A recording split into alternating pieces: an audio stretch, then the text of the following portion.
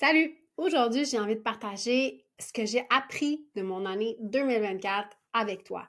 Bienvenue dans le podcast Ambitieusement TDAH. Donc, je m'appelle Amélie Léveillé et je suis coach TDAH.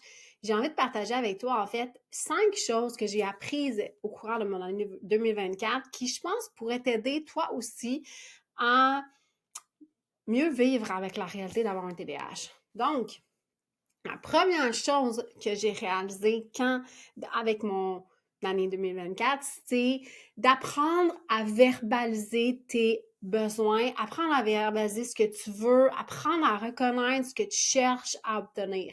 Si tu ne le fais pas, ça ne peut pas être de la responsabilité de la personne avec qui tu es, ton partenaire, tes enfants, tes amis, tes collègues, de deviner pour toi.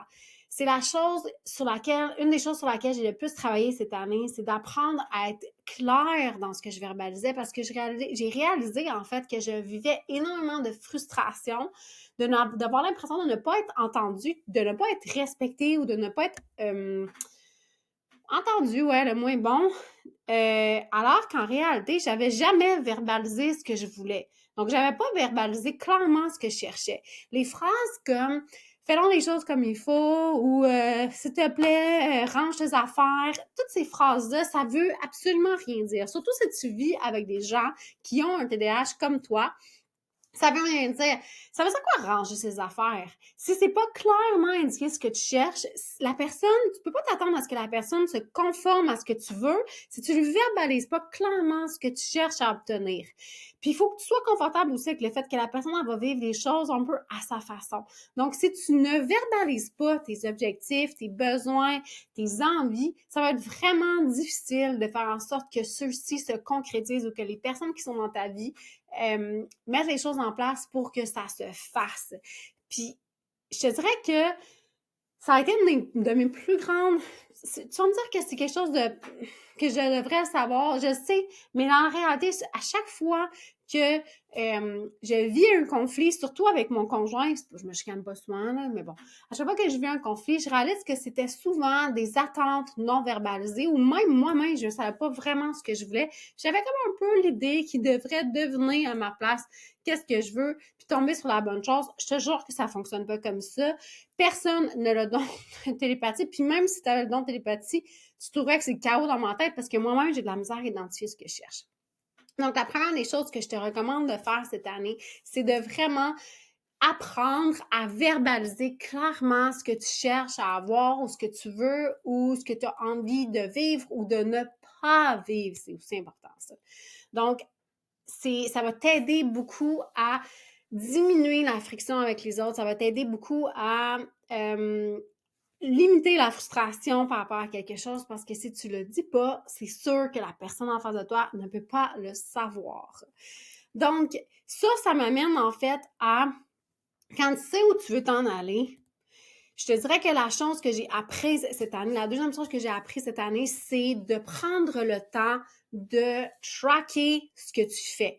Il y a une loi qui s'appelle pas une loi juridique, la loi de Pearson, en fait, qui dit que ce qui est mesuré et nous permet de voir la progression. Si tu ne mesures pas, tu ne peux pas constater. Et cette année, ça a été une des choses que j'ai le plus travailler sur mon plan, sur moi par rapport à moi-même, de réaliser à quel point mes croyances de moi-même et mon ressenti étaient complètement faux. Je vais te donner 2 exemples. Moi, cette année, j'ai choisi de noter tous les livres que j'ai lus dans mon année. Je les ai notés dans mon agenda.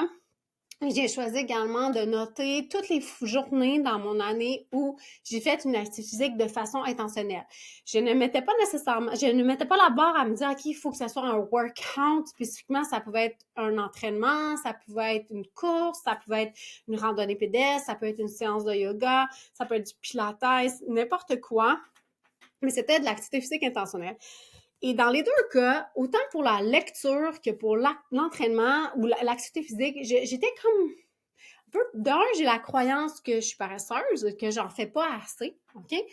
Que je pourrais toujours en faire plus. Et de 2, en fait, comme je ne ressens pas bien le temps passé, comme j'ai de la difficulté à me souvenir de ce que j'ai fait, prendre le temps de noter les livres que j'ai lu 33 livres cette année.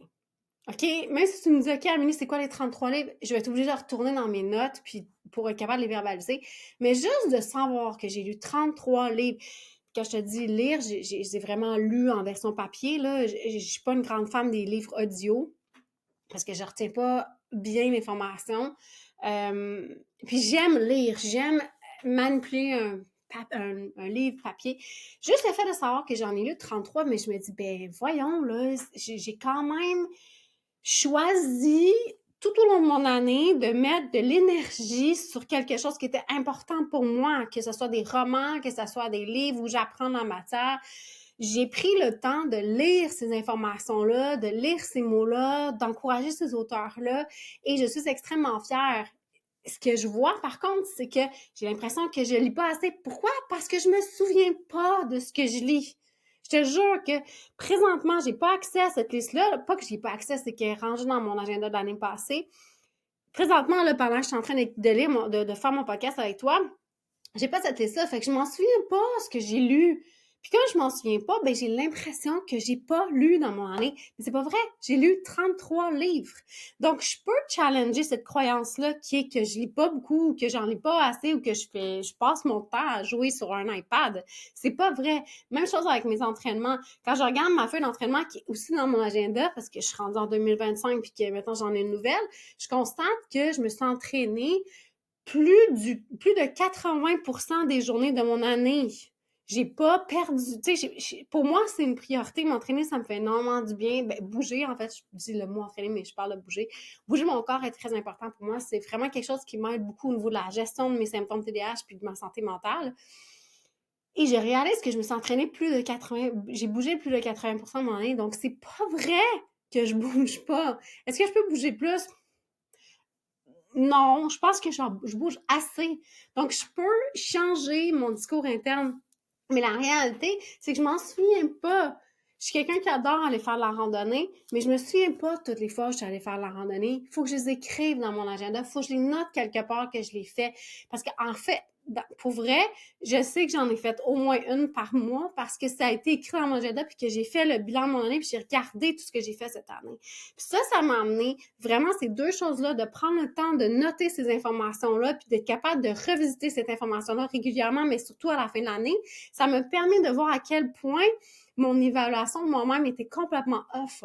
Donc, si c'est off sur ces sujets-là, c'est off sur quoi? C'est la même chose avec le podcast.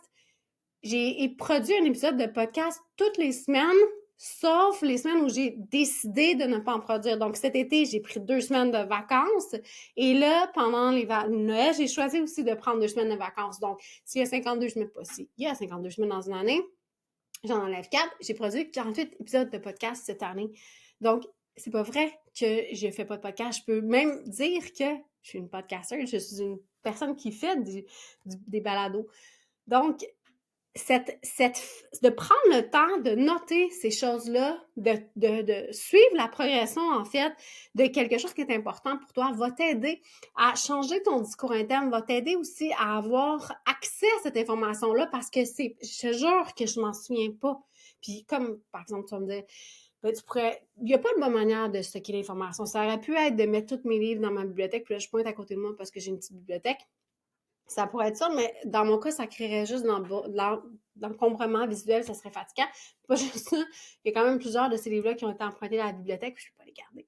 Donc, je préfère les écrire sur papier, comme ça me permet d'avoir accès. Puis quand je lis les titres de ces livres-là, je suis comme, ah oui, c'est vrai, j'ai lu ça, c'était bon, peut-être que je pourrais lire la suite. Ou, ah oui, cette affaire-là, j'ai vu que tel auteur est intéressant, je pourrais peut-être aller chercher plus de matériel. Donc, ça va te permettre de revisiter des choses que tu vas avoir oubliées. Puis, parce que c'est normal, c'est comme ça que ton cerveau fonctionne. Ton cerveau oublie ce qui s'est passé dans le passé. Puis ça nous donne un peu cette impression-là qu'en fait, on n'a rien fait.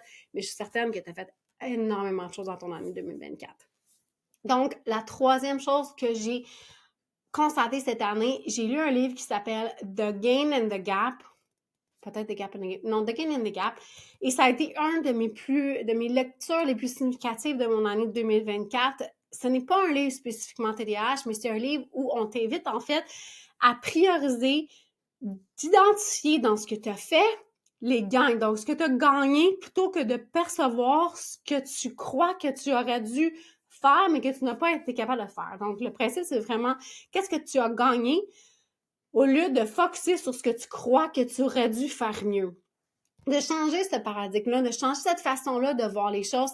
Comme je te parlais à mon point 2 de l'entraînement, que j'ai fait 80% de mes journées que j'ai bougé, je pourrais focuser sur le 20% qui manque et dire, ben voyons, j'ai pu faire un effort, nanana. Mais dans la réalité, c'est aucunement important. Ce qui est important, c'est que j'ai réussi à faire 80% de mon année avec du mouvement intentionnel. Même chose avec mes livres, j'aurais pu me dire, ben voyons, Mini, tant qu'elle en lire 33, t'aurais pu en lire 40, ça aurait fait un plus beau chiffre. C'est aucunement important.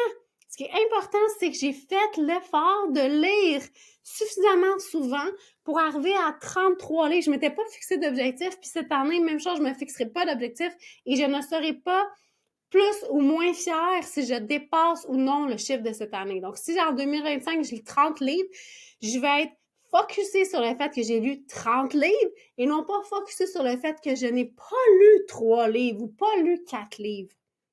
Okay? Donc ça m'amène énormément à prendre conscience de ce que j'ai réussi à faire. Parce que quand on a un TDAH, il faut accepter que les choses vont être probablement faites de façon bien imparfaite. OK?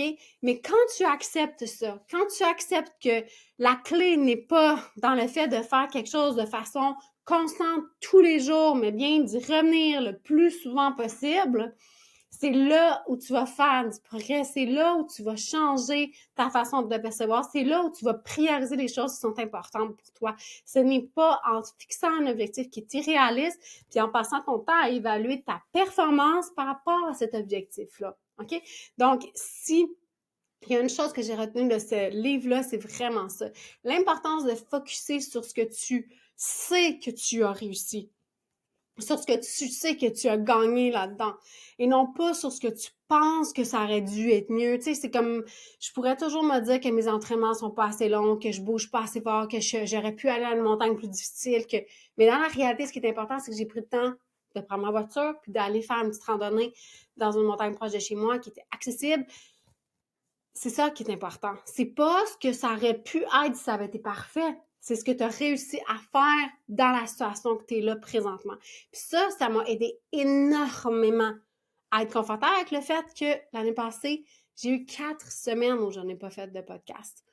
Puis j'ai été capable de recommencer parce que je me suis pas fixé l'objectif de faire 52 épisodes. Je m'étais fixé l'objectif de prendre le temps de prendre les vacances puis que ça faisait partie un peu du fonctionnement de ma production de podcast.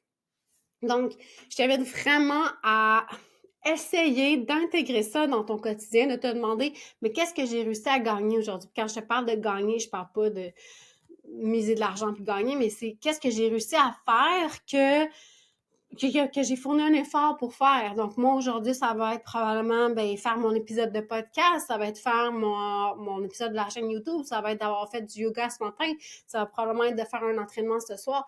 Donc, c'est toutes des choses que j'ai fait, que j'aurais pu ne pas faire, mais que j'ai fait, que je suis fière d'avoir fait, même si c'est pas parfait. Hein, tu vois, ce matin, je joue avec ma couette de cheveux. C'est pas parfait et c'est correct. Donc, dans la 4e chose que j'ai appris, c'est de chercher c'est quoi ton objectif beaucoup plus que le résultat. Je le sais, par le passé, j'ai parlé beaucoup de comment fixer un objectif pour qu'il soit mesurable, quantifiable, tout le kit, mais plus j'avance dans mon cheminement, en fait, plus j'avance dans le coaching que je fais avec mes clients, plus je réalise qu'en fait, ce qui est important, c'est beaucoup plus l'objectif que tu cherches à obtenir que le résultat en lui-même. C'est pas vraiment pertinent, le résultat. C'est vraiment plus qu'est-ce que tu cherches à obtenir. Le but, c'est pas de développer une stratégie entre guillemets, qui est parfaite selon Dieu, c'est qui. Le but, c'est de répondre aux besoins que toi, t'as. Le but, c'est d'essayer d'aller chercher ce besoin-là. Donc, je vais prendre l'exemple ce matin d'une cliente avec qui on a travaillé la boîte de courriel. Puis, ce qu'elle me disait, c'est que ce qui la stressait, c'est d'avoir une quantité phénoménale de courriels non lus. Puis, quand je lui ai demandé, mais c'est quoi l'objectif? Puis, elle m'a dit, ben moi, ce que je veux, c'est avoir accès à l'information quand j'en ai besoin. Puis, on a travaillé la stratégie vraiment différemment de comme, parce que si on avait dit, mais là, ce qui est important, moi, c'est d'avoir une belle boîte courriel, super facile à comprendre. C'est pas important comment que les autres pensent que les choses devraient être faites. Ce qui est important, c'est comment toi, qu'est-ce que tu as besoin, toi, pour fonctionner. C'est quoi l'objectif que tu cherches à obtenir? Pas quelle est la stratégie parfaite pour se rendre là. OK? Donc, ça m'amène à dire que une des choses que j'ai travaillé aussi beaucoup cette année, c'est de focusser sur les identités que j'ai envie d'avoir. Ça me permet de me détacher beaucoup du résultat parce que la réalité, c'est que le résultat, on en a très peu de contrôle. J'ai pas de contrôle sur le nombre de personnes qui écoutent mon podcast. J'ai pas de contrôle sur est-ce que ça va m'amener des clients ou pas. J'ai pas de contrôle sur le nombre de fois que tu vas partager. J'ai pas de contrôle sur le fait que tu mettes un commentaire ou des étoiles. By the way, j'apprécie infiniment. Merci. À chaque fois que quelqu'un prend le temps de faire un commentaire ou mettre une évaluation, c'est vraiment quelque chose que j'apprécie énormément. J'ai pas de contrôle sur ça. J'ai pas de contrôle sur mon apparence physique. J'ai pas de contrôle sur... à la limite, j'ai même pas de contrôle sur le poids que je vais lever quand je vais aller m'entraîner. Tu vas me dire que j'en ai pas vraiment, tu sais. Je veux dire, je peux me fixer l'objectif de lever 75 livres au bench, mais ça se peut que je l'atteigne jamais parce que physiologiquement, mon corps est pas fait comme ça ou parce que, en fait, j'ai pas vraiment envie de faire ce genre d'entraînement-là. Mais dans la réalité, j'ai pas vraiment de contrôle sur ces choses-là. Sur quoi j'ai du contrôle, par contre, c'est sur l'identité que j'ai envie d'avoir. Pour moi, dans mon futur, quand je pense à Amélie dans le futur, Amélie aujourd'hui elle a 43 ans, quand je l'imagine avoir 45, quand j'imagine avoir 50 ans, parce que j'espère avoir la chance de me rendre jusque-là, je me demande, mais qui est-ce que je veux être? Puis la personne que je veux être, c'est, je veux être encore là à faire des podcasts. Je veux être quelqu'un qui, je veux être une yogi, je veux faire du yoga, j'adore faire du yoga, ça va être quelque chose qui va faire partie de ma vie. Je veux continuer à m'entraîner, c'est super important. Moi, je veux lever les poids, je veux continuer à faire de la randonnée. Moi, je suis quelqu'un qui aime beaucoup ça. Je veux faire du paddleboard, je veux travailler la gestion de mes émotions. Donc, c'est quoi les identités que j'ai envie d'avoir? Pas nécessairement me fixer un objectif de je dois faire telle chose X nombre de fois par semaine. Ce qui est important de me demander, c'est quelles sont les identités que j'ai envie d'avoir. Parce que plus je veux incarner ces identités-là, plus je vais être capable de m'aligner tranquillement vers ce que je cherche à obtenir. Parce que j'ai pas de contrôle sur le résultat. C'est ce que j'ai compris le plus cette année. T'as pas de contrôle sur le résultat. T'as pas de contrôle sur ce que ça va donner. T'as pas de contrôle sur le fait que en arrêtant de crier après tes enfants, tu vas avoir une meilleure relation. Est-ce qu'on peut faire un lien direct? Des chances que si tu arrêtes de crier après tes enfants, tu as une meilleure relation. Ça ne veut pas nécessairement dire non plus que ça va se réparer du jour au lendemain. Demande-toi qui toi tu veux être. Moi, une des choses qui est importante pour moi, c'est de dire que je suis un parent patient et à l'écoute. Donc, je me répète ça sans arrêt. Je veux être un parent patient et à l'écoute. Je peux pas contrôler ce qui va arriver. Je peux pas contrôler ce qu'ils vont devenir. J'aimerais ça, mais ça les aidera pas. Puis ça m'aide pas moi non plus. La seule chose que je peux me demander, c'est qui est-ce que je veux être dans cette relation-là? Qui est-ce que je veux être dans la relation avec mon conjoint? Qui est-ce que je veux être dans la relation avec mes amis? Qui est-ce que je veux être dans ma relation avec toi en tant qu'auditeur de mon podcast? Donc, en me demandant les identités que je veux intégrer, je peux me demander après ça, mais qu'est-ce que j'ai besoin de mettre en place pour favoriser l'implantation de cette identité-là? Qu'est-ce que j'ai besoin de mettre en place pour plus facilement faire du yoga? OK? Donc, pour moi, ça a été d'avoir un bon tapis, parce que ça fait vraiment la différence. Mais aussi, ça a été pour moi, puis là, c'est vraiment moi, puis c'est important que tu saches ça pour toi, pas pour qu'est-ce qu'Amélie a dit. Moi, pour moi, ça a été de me trouver une application qui est basée sur une intelligence artificielle qui me permet de faire en sorte que ma pratique de yoga change à chaque fois que je vais sur l'application. Je sais que c'est pas la même qu'hier, puis que ce sera pas la même que demain. Il y a de la musique qui est intégrée, puis pas de la musique trop space, là. Il y a de la musique que tu peux retrouver sur n'importe quelle application sur Spotify, en fait, pour la nommer. Ça me permet, j'aime ça, moi, j'ai besoin d'avoir de la musique, j'ai besoin d'avoir de la musique qui me plaît, j'ai besoin que ça change, j'ai besoin d'avoir le contrôle sur la durée. C'est une application qui me permet de faire soit de 8 minutes à 50, 60 minutes. C'est moi qui décide absolument tout, dans le sens que je décide la durée, je décide la durée du Shavasana, qui est la posture finale, je décide le style que j'ai envie de faire, est-ce que j'ai envie de faire plus quelque chose de relax, j'ai envie de faire un peu plus d'effort, je décide tout. Et après ça, l'intelligence crée une routine pour moi et Et moi, ça m'aide à passer à l'action. Parce que oui, je suis inscrite dans un studio de yoga, mais j'ai la difficulté à y aller sur une base régulière. Ça me demande trop d'efforts pour moi. Je préfère le faire à la maison. Mais il y a du monde qui fonctionne pas comme ça. Il y a du monde qui ont besoin d'aller dans un studio. And that's alright. Il y a du monde qui ont besoin de suivre un prof en particulier. And that's alright. Il n'y a pas de bonne solution. La solution, c'est de te demander quelle est l'identité que j'ai envie de porter, puis comment je vais faciliter l'implantation de cette identité-là dans mon quotidien. Donc, sur ce, en fait, la dernière petite chose que j'ai envie de partager avec toi, qui n'est pas nécessairement une réalisation de 2024, mais que je pense qui est importante, c'est ce qui est le plus difficile, je pense, quand on a un TDAH, c'est qu'on a tendance à se faire croire que plus tard, on va avoir envie de faire quelque chose, que tantôt, ça va nous tenter. Pourquoi? Ben parce qu'il y a des moments où, effectivement, ton cerveau devient magique, drôle d'analogie, ton cerveau devient hyper performant, puis tu arrives à faire l'affaire que tu procrastines depuis des semaines de façon super bonne. Moi, je me souviens que j'ai fait des travaux de session en 2 jours, à la dernière minute, puis j'ai eu des excellentes notes. J'ai un souvenir d'un oral que je devais créer, que c'est un travail d'équipe. Normalement, ça a dû prendre des semaines à faire. Je l'ai pondu, je pense, en 2 ou 3 jours. J'ai eu des excellents commentaires. J'ai du monde qui m'en ont parlé des années après. Et j'ai réussi à faire ça. Mais la réalité, c'est que rendu à l'âge que j'ai, je peux plus fonctionner de même. Je peux pas me permettre de pas faire mes affaires pendant 3 jours parce que je travaille sur un projet. Je peux pas me permettre de faire ça. J'ai des enfants, j'ai un conjoint, j'ai une vie. Mon corps me permet plus non plus de faire ça autant facilement. Je paye cher quand je fais ça. Donc, il faut que je trouve d'autres stratégies. Et si j'attends d'avoir envie, je le ferai pas. Donc, ce que j'essaie tout le temps de faire, c'est pas me demander comment faire pour que j'en ai envie. C'est comment faire pour faciliter les choses. Comment je vais faire pour que ce soit plus facilité pour moi. Donc, probablement que ça va être de diminuer mes attentes. Probablement que ça va être de dire, ben, c'est quoi les critères que j'ai besoin? Je reviens à l'entraînement. Moi, je déteste me programmer moi-même. Je suis capable, j'ai la formation, je sais ce que j'ai à faire. J'ai ça. J'aime ça. Peser sur play et avoir quelqu'un à suivre. J'ai trouvé une application pour ça. J'aime ça avoir de la musique. J'ai trouvé une application qui me permet d'avoir de la musique.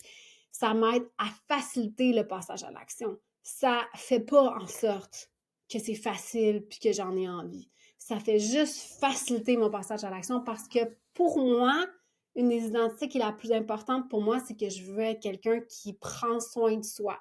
Je considère que la base de gérer ton TDAH, c'est d'apprendre à prendre soin de toi. Peu importe la façon que ça va s'exprimer. Je suis quelqu'un qui essaie d'incorporer de la méditation. Je déteste méditer dans le vide. Donc, j'utilise une application de tapping qui s'appelle Emotional Freedom Technique qui m'aide énormément au niveau de la gestion de mes émotions, mais qui me fait en sorte que c'est pas plate. Je parle de me rentrer des fourchettes dans les yeux quand je le fais. OK? Est-ce que ça me tente tout le temps? Non! Est-ce que ça m'aide à passer à l'action? Oui! Donc, c'est ça qu'on cherche à obtenir. Donc, je sais que on aurait donc le goût que ça nous tente tout le temps. Puis en fait, je vais me servir de ce qui s'est passé ce matin. On est à la 2e journée du retour du travail, du retour à l'école. Mes enfants doivent se lever le matin à 6 heures pour être partis à 7h15 de la maison. OK?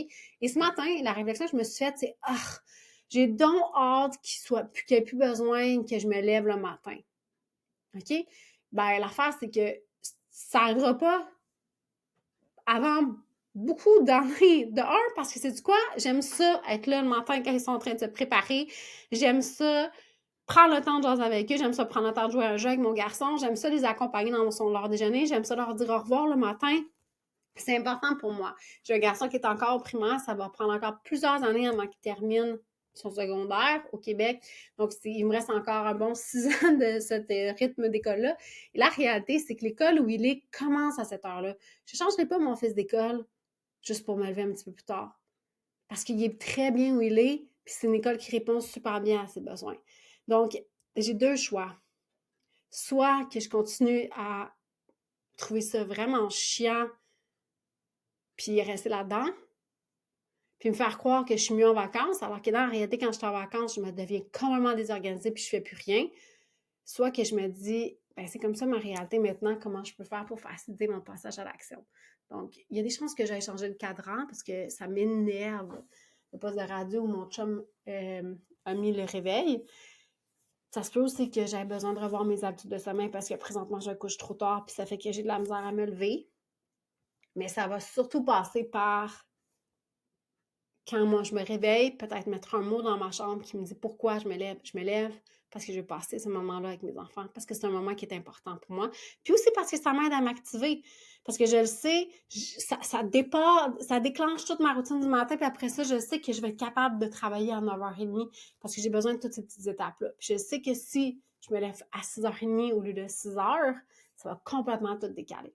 Donc, voilà, fait que c'est ce que j'ai appris de mon année 2024. J'espère que ça va t'aider à regarder ton année que tu as vécue avec beaucoup d'empathie, beaucoup de douceur et surtout, surtout, de te rappeler que malheureusement, ton cerveau te joue des tours. Ton cerveau te ment. Donc, probablement que ton évaluation de la situation est beaucoup plus négative que dans la réalité. Tu as ce qu'on appelle des biais de négativité, des biais de confirmation qui vont venir renforcer ces idées-là que tu as à propos de toi, comme de moi, quand je pense que je ne lis pas assez. Et je t'invite à essayer en 2025 de changer cette façon-là de travailler avec ton cerveau. Donc, si tu as des questions, tu peux te référer au blog que je vais écrire probablement cette semaine sur le sujet sur mon site web. Si tu as envie d'explorer le sujet un petit peu plus loin, tu peux venir me rejoindre sur amelieleveillé.com. Ça va me faire plaisir de t'accompagner. Et aussi, je vais t'annoncer officiellement, je lance un atelier de planification de ton année 2025. Tu vas me dire, mais Amélie, t'es tombée en retard. Non, je suis pas en retard. Je suis juste correcte. J'avais envie de faire ça à la mi-janvier. J'avais pas envie de faire ça en décembre. Mon cerveau en décembre, il était pas là pantoute. Donc, je t'invite à aller sur mon site web. Je t'invite à t'inscrire sur l'infolette. C'est là que tu vas recevoir toutes les informations. On fait ça en janvier 2025. On fait ça de façon TDAH-friendly. Et sur ce, je te souhaite une très belle semaine. On se revoit la semaine prochaine.